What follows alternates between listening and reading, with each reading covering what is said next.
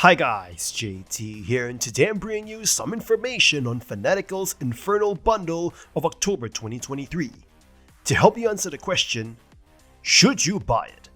By using the link provided in the description below, not only will you gain access to this bundle, but you also have the opportunity to support this channel. Your support would mean the world to me, and I genuinely appreciate it. Anyway, let's get into this. At number 1 we have Graveyard Keeper, a distinctive management simulation. It immerses you in a peculiar role, that of a graveyard keeper in a medieval setting. Transported back in time and mistaken for the local graveyard keeper, you find yourself managing the cemetery and interacting with an eccentric cast of villagers, each of their unique quirks. The game's unique selling point lies in its diverse activities, from the meticulous care of the cemetery and the practice of alchemy to farming, fishing, and more. Graveyard Keeper offers a wide range of tasks to keep you engaged. One of the most notable features is conducting worship services in the church, which adds a distinct flavor to the gameplay and offers a sense of accomplishment. However, the game isn't without its flaws. The progression can feel frustratingly slow at times. Most in-game activities, especially construction work related to graveyard duties, consume your character's energy. While consuming food replenishes energy, frequent naps are a more efficient method, albeit one that disrupts the gameplay's flow. Additionally, the unrecorded failed attempts in alchemy can lead to resource wastage. Faith, a crucial currency, is also difficult to obtain, hindering your progress in various fields. Combat plays a minor role in Graveyard Keeper, with slightly clunky mechanics. Monsters tend to outmaneuver you, diminishing the enjoyment of the experience. On the visual front, the game shines with its strong art design and vibrant colors, providing a contrasting upbeat tone to the dark underlying themes. While Graveyard Keeper offers a fresh and unique gaming experience, it is held back by issues with balance, unpolished combat, and a somewhat uninspiring plot. The game's peculiar premise has some great potential, but it falls short of fully realizing it. At number 2 we have Sucker for Love, First Date. A satirical take on the visual novel genre with a Lovecraftian spin. You play as a lovesick young male who is obsessed with the eldritch gods. You manage to get your hands on a powerful book, a survival guide for dating Lynetta, the main character. The gameplay revolves around preparing the area and commanding powerful rituals to make her happy, in hopes that she gives you a kiss. The tones in the story switches quite suddenly sometimes, and the writing could be rather strange, but that is also a part of the charm of the game. It is a very, very weird game, only made more interesting when the game continues to open up, letting you pledge yourself to competing gods. You can attempt to romance the two of them at the same time, but the consequences of lying to a god are very brutal. This game is actually very accessible if you want to learn more about the key Lovecraft themes, like how central gods don't really care about life, exerting their will, worshipping the atrophy of life. No matter how devoted you are to them, you are merely a passing thought in their minds. Your eldritch dates actually notices you, but doing so requires sacrifices like, transforming your body, shifting reality, and destroying the world, but apparently you think it's all worth it for the kiss. However, there are only a handful of rituals to complete each act, and they aren't super complicated. Typically, rituals will involve you donning some outfit, setting the mood, and hovering over the right words to advance to the next step. This game plays into the more generic visual novel style, just so it can stab you in the heart at the right moment. Sucker for Love First Date is a creative and interesting little visual novel with some funny writing and charming setting. If you like a strange, funny visual novel, this could be a game for you. At number 3 we have Search Party, Director's Cut. A top-down survival horror game reminiscent of classics like Resident Evil and Clock Tower, featuring SNES-style visuals and an immersive, unsettling soundscape. Set in the early 90s, the game starts with a newspaper article about a missing boy and his mother and sister, one of whom you control, Claire. You find yourself in a mysterious abandoned house deep in the woods, trapped with no obvious way out. Exploration is a key element of the gameplay, and you'll come across various weapons like knives, fire extinguishers, and shovels. These are initially used for opening boxes containing coins, which have a purpose later on in the game. The house is filled with locked doors and puzzles, adding an extra layer of intrigue. The tension builds as you venture into the attic and discover a dead body, along with a psychopath wielding a sickle.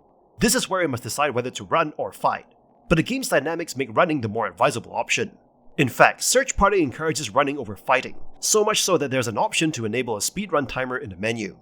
While the game provides an engrossing experience, its control scheme might take some getting used to. Nonetheless, the ability to rebind controls helps tailor the game to your preferences. Search Party stands out for its attention to detail, from grimy, half-destroyed photos that you can find and examine to its evocative sound design. The killer's unpredictable behavior and the game's subtle and ominous music contribute to the overall atmosphere. Search Party offers an immersive horror experience with multiple endings, and its relatively short playtime of around 5 hours for thorough exploration makes it a great choice for fans of the genre.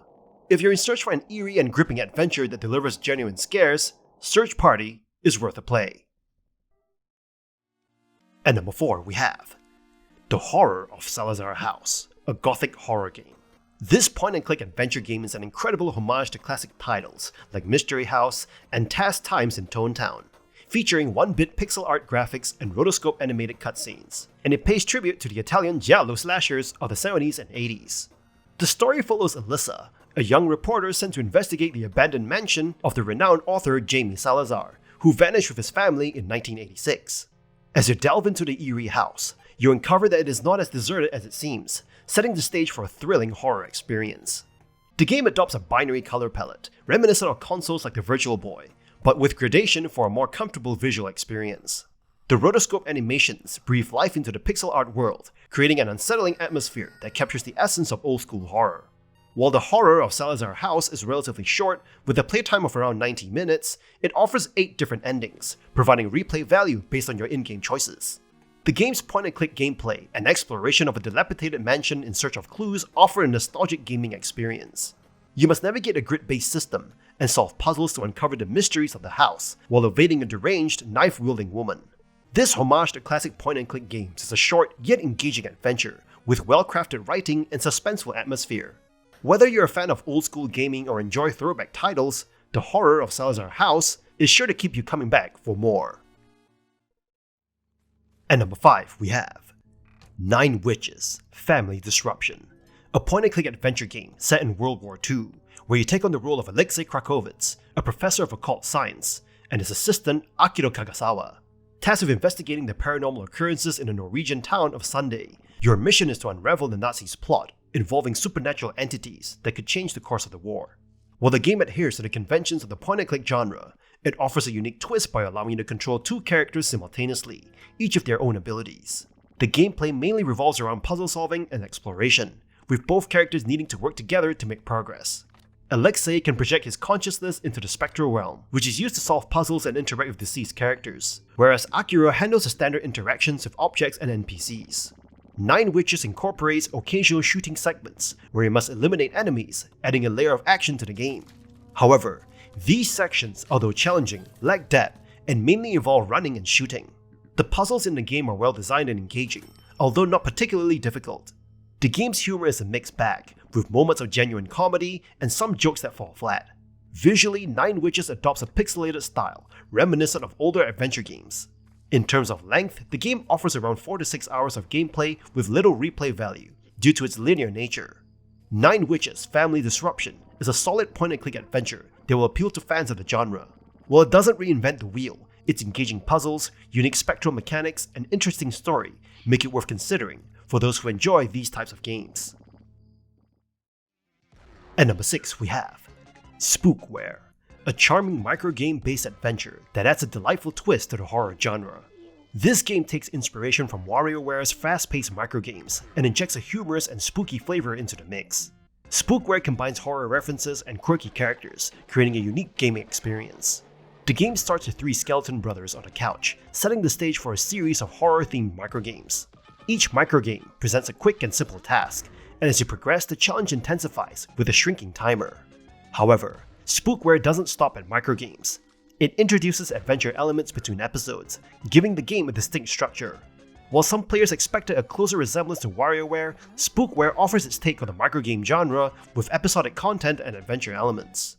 The game's visuals blends photographs, low-poly models, and unique effects, creating an engaging and visually appealing experience. The soundtrack complements the game's horror light vibe with fantastic tracks. Despite some minor bugs and control nuances, SPOOKWARE delivers a fun and humorous gaming experience.